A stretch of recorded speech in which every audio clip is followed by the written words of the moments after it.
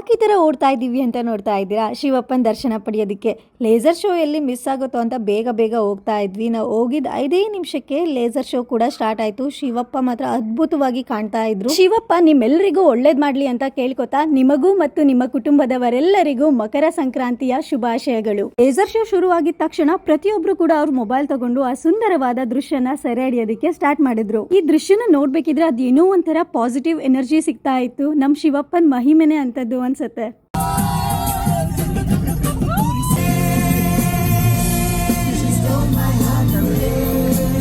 Laser show ಇದ್ದಿದ್ದು 15ರಿಂದ 20 ನಿಮಿಷ. ತುಂಬಾನೇ ಜನ ಸೇರಿದ್ರು. ಅದನ್ನೆಲ್ಲ ಮುಗಿಸ್ಕೊಂಡು ಟಿಟಿನಲ್ಲಿ ತುಂಬಾ ಎಂಜಾಯ್ ಮಾಡಿಕೊಂಡು ನಾವು ಬುಕ್ ಮಾಡಿದಂತ ಹೋಮ್ ಸ್ಟೇಗೆ ಬಂದು ಇಲ್ಲಿ ಎಲ್ಲ ಒಟ್ಟಿಗೆ ಸೇರ್ಕೊಂಡು ಅಡುಗೆನೆಲ್ಲ ಮಾಡ್ಕೊಂಡು ಒಟ್ಟಿಗೆ ಕೂತು ಊಟನೂ ಮಾಡೋದಕ್ಕೆ ಕೂಡ ಸ್ಟಾರ್ಟ್ ಮಾಡ್ದು. ಇದೇ ನೋಡಿ ಬೆಸ್ಟ್ ಪಾರ್ಟ್ ಆಫ್ ಲೈಫ್ ಅಂದ್ರೆ ಎಲ್ಲರೂ ಜೊತೆ ಕೂತ್ಕೊಂಡು ಊಟ ಮಾಡೋದು. ಎಲ್ಲರೂ ತುಂಬಾನೇ ಸಂತೋಷವಾಗಿದ್ದು ತುಂಬಾನೇ ಚೆನ್ನಾಗಿ ಎಂಜಾಯ್ ಮಾಡ್ದು.